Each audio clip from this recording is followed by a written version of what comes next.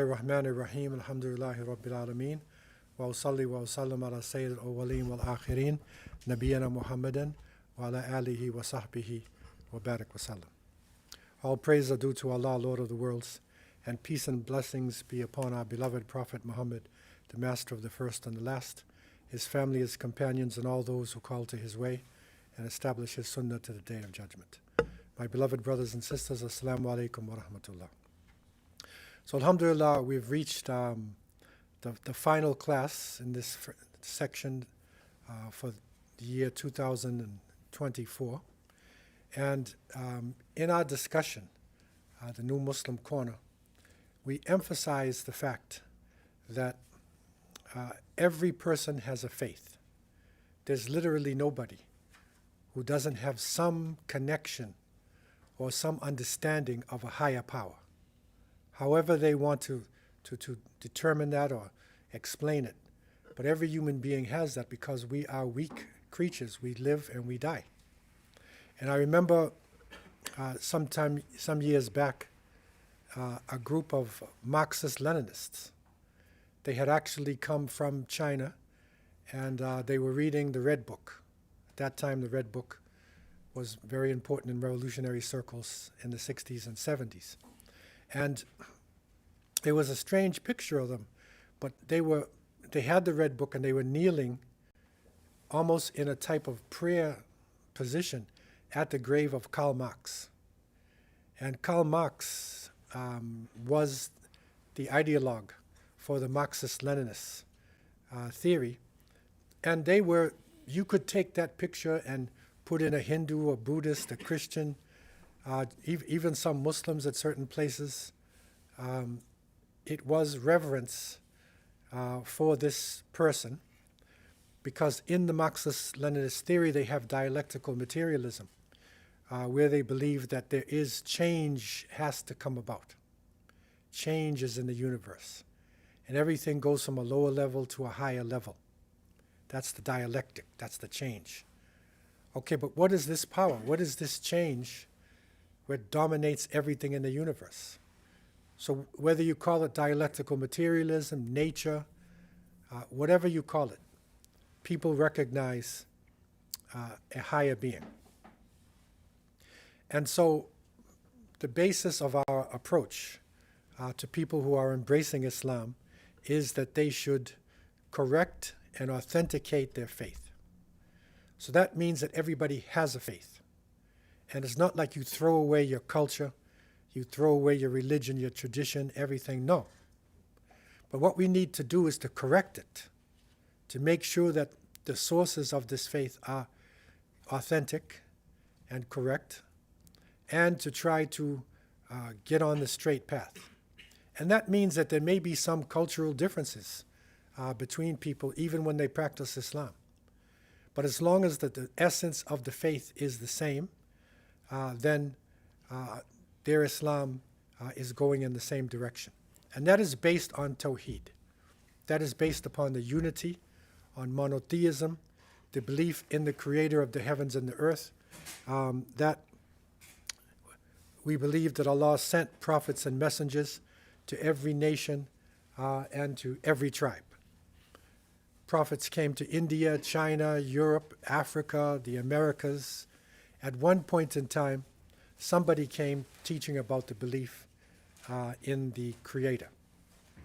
And we also recognize that with the rapid spread of Islam, within 100 years reaching the four corners of the earth, that people came into Islam with different understandings and cultures and are still coming into Islam. And that really is one of the important foundations of how we approach our lessons, to separate Islam from culture. And to recognize that we all have cultures, but the filter that filters out the negative elements, that is our Islam. And our Tawheed, we understood in this particular way of approaching it, is based in three parts, and that is Tawheed al-Rububiyyah, and that is that Allah is one in His rule, that there is one Lord, one sustainer above all. Secondly, Tawheed al-Asma wa Sifat, and that is that Allah is one in His names and descriptions. There is none like Allah. So this is the basis of how we look at oneness. And thirdly, Tawheed al-Uluhiyya or Tawheed al-Ibadah, and that is Allah is one in divinity and worship. There is no partner for Allah. And so that is the basis of our discussion, and we realize that the antithesis of this is shirk. So instead of monotheism, believing in one God, unity, there also is polytheism. And that is a multiplicity of gods. And the essence of polytheism is that the person does believe in God, but they also believe in lesser powers in order to get to God. Okay, and so that's where the shirk actually comes in, with the lesser powers there coming to the Creator. On that side. Coming to the Creator. And so the human being then, instead of praying directly to Allah, prays through a partner to get to Allah. Okay, so that's the essence of our understanding of shirk. And we found out that that is the greatest sin that anybody can commit. And it is one of the key issues that Muslims should be striving to understand all throughout their life, and not to fall into this. So within the areas of Tawheed, we looked at shirk in the different sections. So we looked first at Tawheed al-Rububiyyah, that some people commit polytheism, in their concept of the Lord, okay, the Trinity and whatnot. We learned shirk in the names and descriptions. Some people take the names of Allah and make them gods, like the Arabs took the name Al-Aziz, and they made Uzza, who was one of their so-called gods. Tonight we want to look at Tawheed or shirk in Ibadah. So how does shirk manifest itself in worship? This is a big topic. It could take up the whole year of classes every single week. But I want to look at one aspect of this which relates to the conclusion of our understanding of the Christmas season, and that is shirk in Ibadah.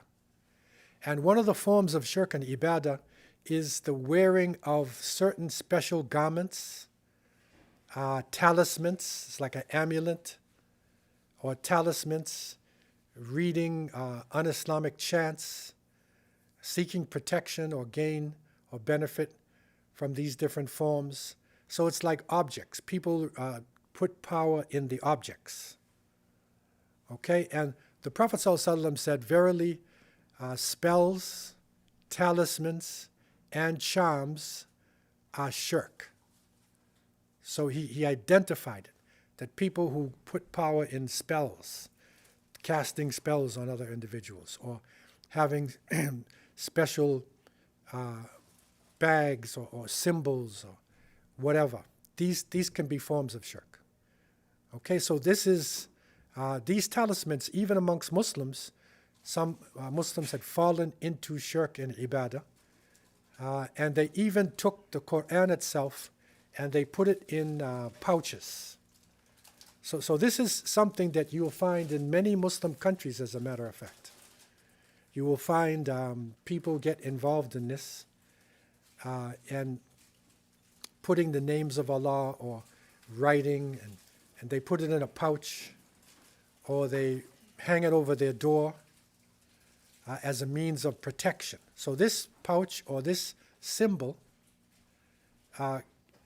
is looked upon as having the power that only Allah subhanahu wa ta'ala has. Okay, so that's where the polytheism is coming in. That is where the shirk. And it is reported that the Prophet ﷺ found some of his companions with these tamima, these amulets, and he would go and tear them off their necks. He also would go to the horses and camels, because they would tie this talisman also on the camels and the horses, and he would take it off. You find this in many cultures. Here in this part of the world, some people believe in the four-leaf clover. Or you'll see many people, they drive in their car and they have like a cross hanging there. What's that? The blue circle, of course, is the one that the Turks use that as the tengri. That's from their times of ignorance. Okay, and so they also have like a horseshoe. These are some outdated things, but it used to be in this culture. Symbols, and people would hang these things and put them over their doors, right? And try to seek power from these different objects and believe in these objects. And it turns into a form of superstition. And so that leads us into the time that we are at now in the winter solstice. And we are feeling it here in Toronto now. The last couple of days has been bitterly cold. And we're really entering into the time of the winter solstice of the northern countries. And you could imagine, or could we imagine, living in this temperature without central heating and being exposed to the environment. This was a terrible time. Things got dark. The days are short. The nights are long. And if you're living in a place with no lights, just a little candle or a little fire that you make, this is a very serious time. And so people then made obeisance, they made reverence to different objects and to any way they could to get out of the danger of the winter solstice. Because every year, if you had a large extended family, then every year somebody in your family is probably going to die or else become extremely sick. Now, unfortunately, because of the spread of different viruses and illnesses, we also find in our families somebody will become extremely sick during the winter season. So within this winter season, in Europe and many countries, they had different ceremonies. Even the Greeks, who have some change in their temperature, but they had a bacchanalia that we found out in this season for Bacchus, the god of wine and sport. Okay, and then the Romans had the Saturnalia for Saturn, the god of time. And in the northern countries, they had the Feast of the 12 Nights, where they celebrated also during this time.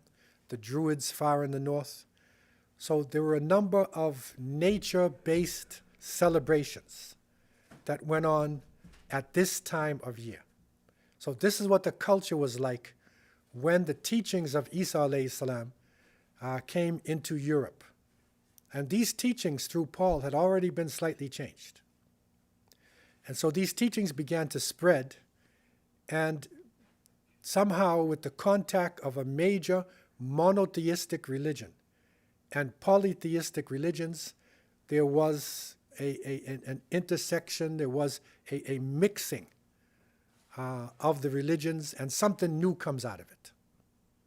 Okay, and that is what Christianity has become. It's that new, strange type of way of life. So we're right in the middle of it now. And in the next few weeks, it'll intensify and intensify until it reaches December 25th. That we learn is supposed to be the birthday of Christ. But even the Christian theologians agree that Jesus, Isa alayhi salam, was born in the warm weather. He was not born in the winter. So this is the solstice time. And in all of the different ceremonies in the north, there usually was some kind of tree or some kind of image in it that had evergreen. And we can notice this ourselves because we live in a fairly green city, and the green is dying now, just about, although with the change in weather, the grass sort of pops back up and goes back down. But the evergreen trees are alive. So there's certain plants that don't die in the cold. They stay alive. So just imagine now, if you base your religion on nature, on the movement of nature, okay, then those trees, those plants that are still alive, something's different about them. So the people then believed that they could get some of the power and authority from these plants and put it in their homes, and maybe this would protect them from the cold, the disease, and the calamities of the winter. And the Germans, in their homes, of course, a fireplace is one of the key places of your home because you got to stay warm.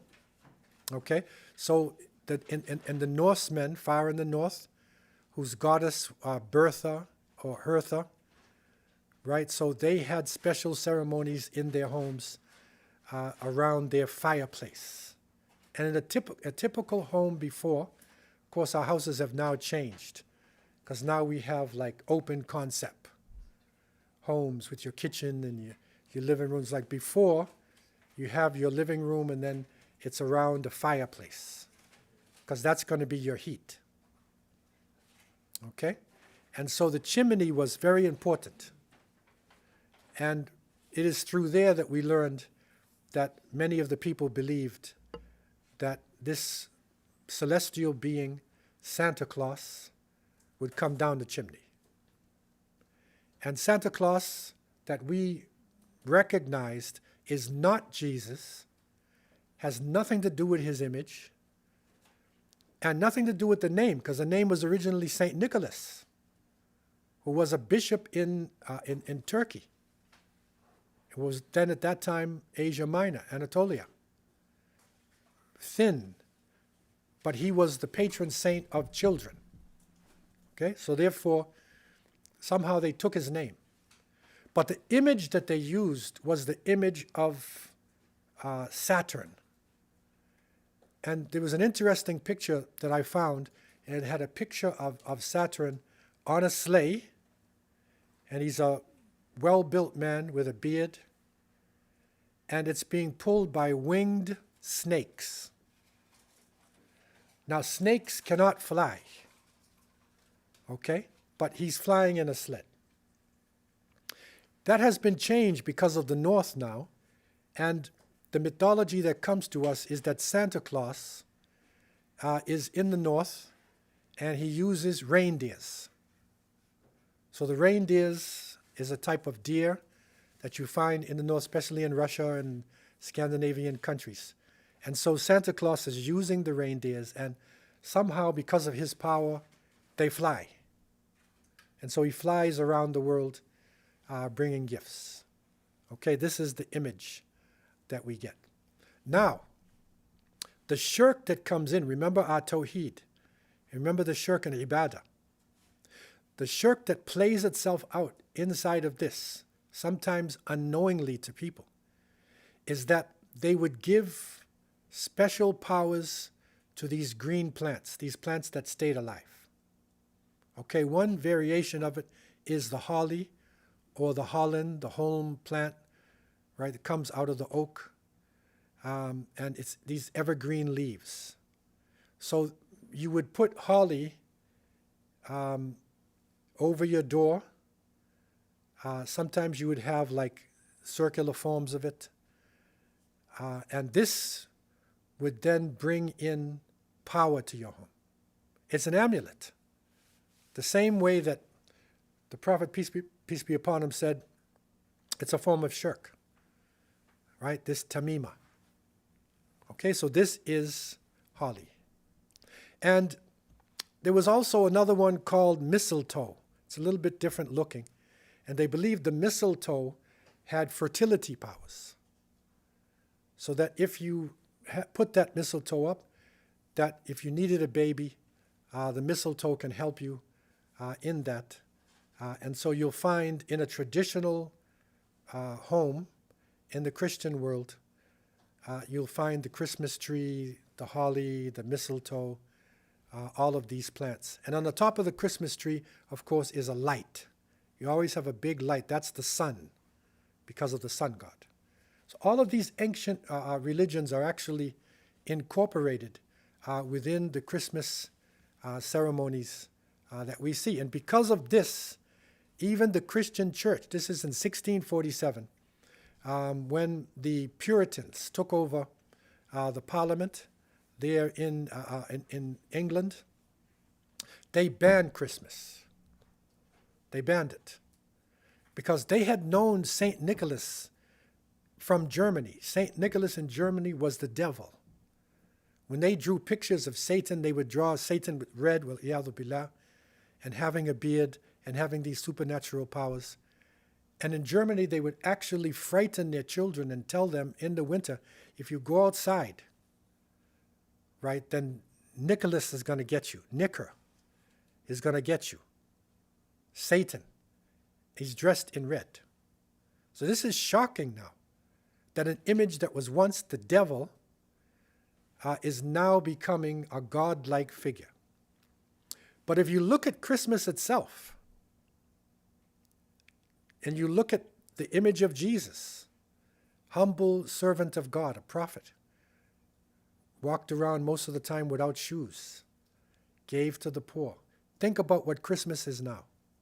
Christmas is an orgy of materialism. People are getting drunk. They're fighting. There are all types of things are happening during this Christmas season. When they say you're invited to the Christmas party, for most cultures here, you're not going to pray.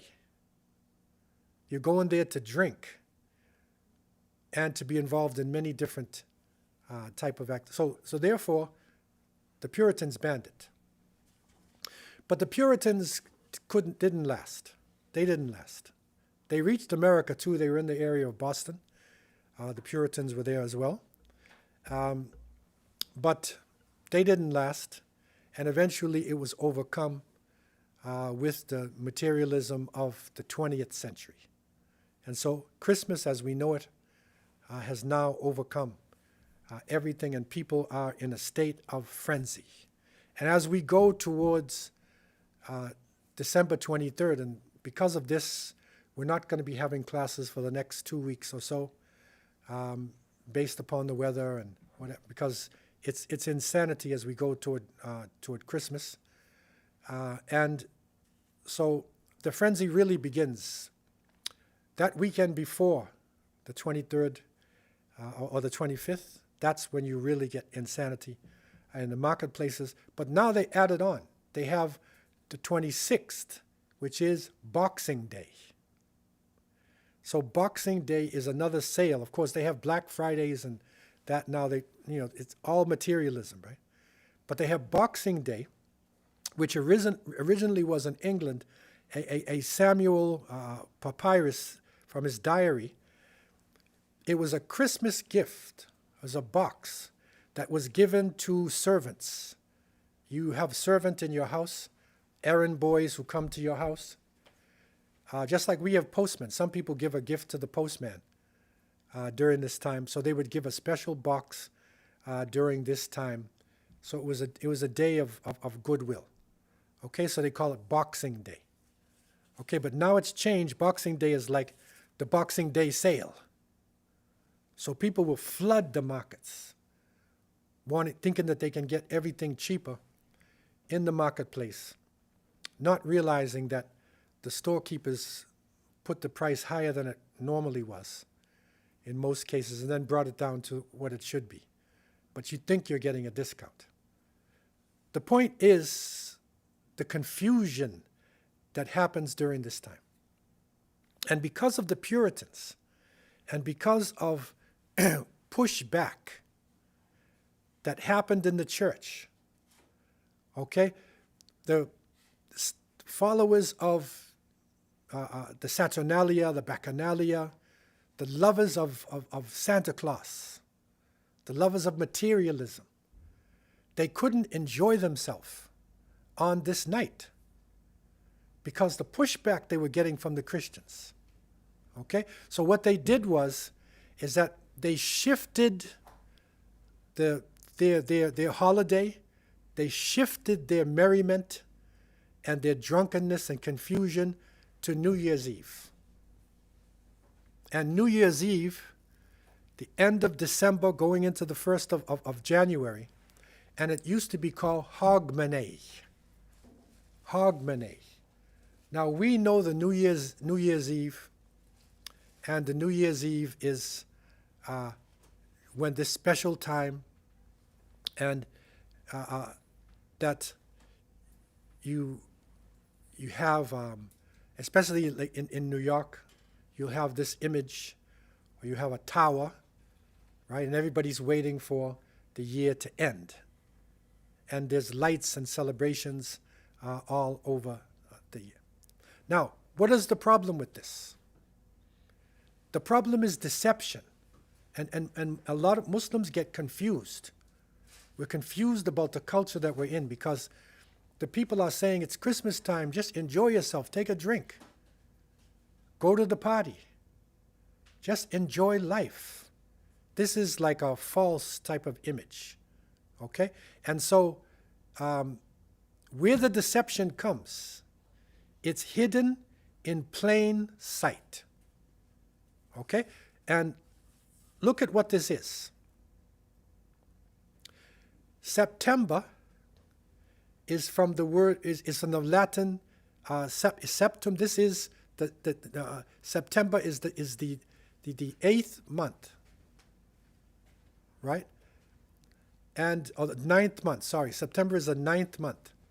October, okay, you have September 7, right? October, like octagon, 8. That's the 8th month of the year, right? November is the 9th month. Count with me. And December, from Latin, is the 10th month of the year. Now, what is December in our calendars now? It's the 12th month.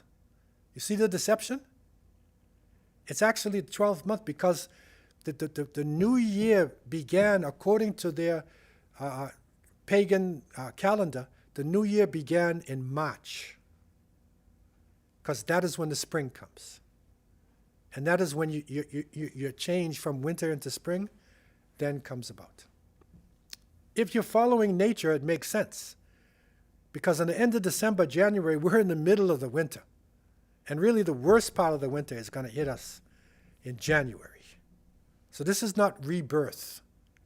It's not a new year. And February, we're going to get blasted with cold. March is when it changes. Okay? So, this was named, according to sources, for the pagan god called Janus. And this is an image, one of the images they make for Janus. And Janus is the two-faced god.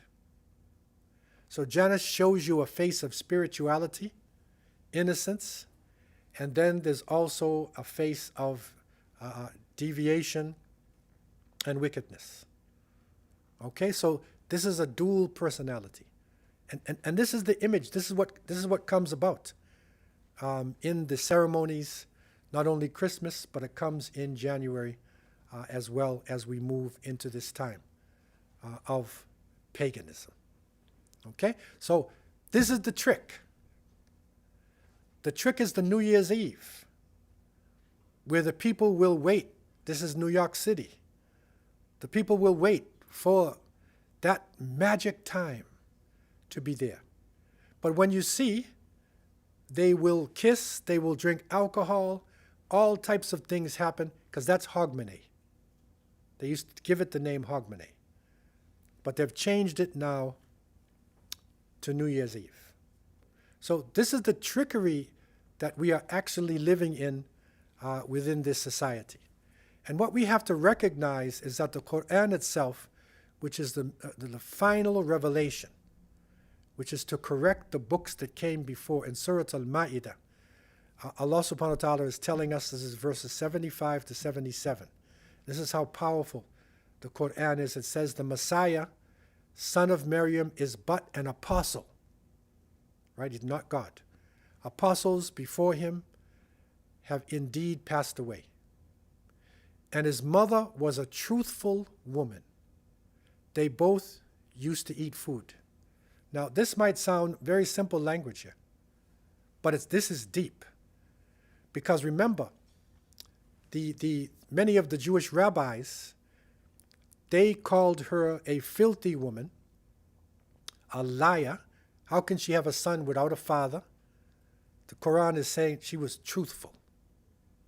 Okay? Then it says that Jesus and Mary both used to eat food. What does that mean? If you eat food, you're hungry. That means you're a human being, right?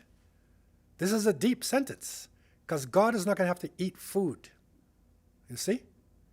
So it's talking about the humanity of these two individuals, and it continues. See how we make the communications clear to them. Then behold, they are turned away. And it continues. Say, do you serve besides Allah that which does not control for you any harm or any profit? And Allah is the all-hearing and the all-knowing. Then Allah says, say, O followers of the book, especially the Christians, be not unduly immoderate. Do not go to extremes in your religion. And do not follow the low desires of people who went astray before and led many astray and went astray from the path. You see? This is deep verses here. So it's saying, don't go to extremes in the religion. Don't follow the Saturnalia. Don't follow the Bacchanalia. Don't follow the pagan religions. Because these people have gone astray and they've led people astray. And so the Quranic teachings are clear here where Muslims should stand. Also the fact that Shaitan himself, there's no compromise with the devil. The Quran says, surely Shaitan is your enemy, so take him for an enemy. Halloween, they want to enjoy, they want to dress up like Shaitan. The Quran then says he only invites his party to be companions of the burning fire. Another verse, Shaitan has no power over practicing true practicing believers. Right? And another part, and surely you will have no authority over my servants except those who put themselves in the wrong to follow you. So the teachings are clear. We are in this season. Protect yourself as much as you possibly can. Try to educate your families.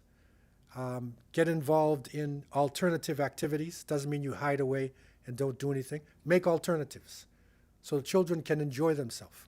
So families cannot get caught up in materialism.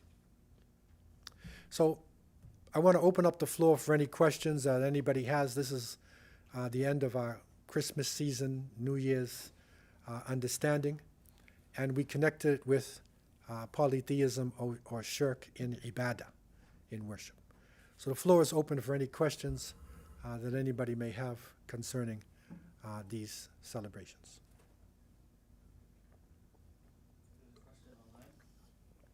Okay. If a substantial number of these winter holidays are rooted in European pre-Christian religions, then one might ask, how do you truly follow Christ's messages in the gospel? So what's the last sentence? How do you truly follow Christ's message in the gospels? Right, so but to follow his message, and that's what the Quran is about. The last testament revealed to humanity is the Quran itself. Because we believe in the Torah to Moses, the Psalms to David, the Gospels to Jesus. The Quran is the protector and the final version of the books. So you want to follow the Gospels, it's right there in the Quran itself. That's the solution. And we believe that there is some truth inside of these texts. But once we know history, we can separate the truth from falsehood. Question. Floor is open for any discussion. Anybody has any final questions? Floor is open. On the topic of separating shirk from worship, when we go to the Kaaba, and how do we make sure we're not worshiping anyone other than Allah? We're there because of black stone. Sometimes benefit. Right. Yes, I mean, the question is, how do we protect ourselves from shirk? Especially like in Mecca, you have the black stone there, and people go overboard sometimes when they get close to religious places. That is keeping the tawheed. Once you have the tawheed in your mind, the example of Umar ibn Khattab, one of the great companions, radiallahu anh, that when he came to the black stone, and it is the sunnah to kiss the stone, and he said, you are only a stone. He pointed toward it. He said, I'm kissing you because it is the way of Prophet Muhammad, peace and blessings be upon him. So he made it clear that it is only a stone. That is not, there's no religious authority or power that comes out of the stone itself. It is all in reverence of Allah subhanahu wa ta'ala. So once we have the tawheed together, if you use these three levels of tawheed, once you have that, then you can avoid falling into some of the problems that even Muslims fall into. Because that confuses people sometimes when Muslims go overboard when they're dealing with religious places. When I first had come into Islam, somebody told me that there's so much spiritual power around the Kaaba. You know, everybody's going around, right? So therefore, it's so powerful, nothing can fly over the Kaaba because it's too much power. So I went to Mecca, and I'm sitting there in front of the Kaaba, okay, and it was, I looked up, and these pigeons flew on the top, and they were sitting there looking at me, man. Pigeons, right? So where's the power, man? The pigeons looking at me. This is a Muslim who said that. Wrong understanding. See? It's the wrong understanding.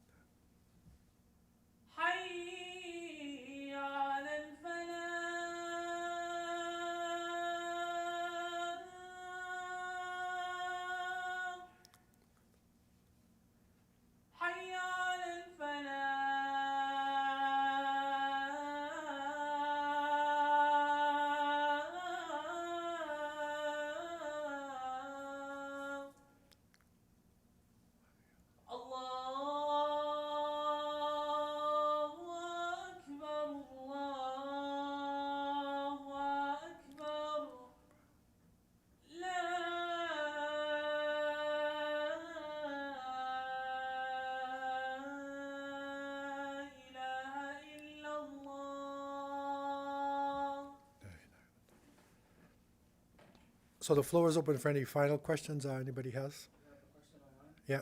How does a Muslim react to Christmas wishes? To Christmas Wishes.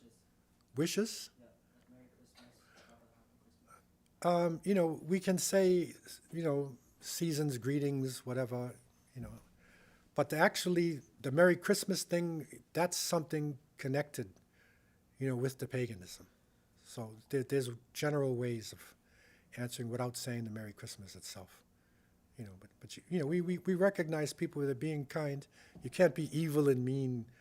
This is like Scrooge, they call, like wicked people and like that. No, recognize it, but we have to stay out of the paganism as much as we can. Any other final questions we have? So inshallah, we will be, this class is the final one, now for December. And then inshallah, in the new year, we'll be coming back. 2 or 3 weeks, we'll let you know on the WhatsApp. We'll let you know when the classes will begin again, based on the weather and based on how the schedule's going here, in the Institute. So may Allah have mercy on all of us and protect us during the season and bring us back together in a source of peace.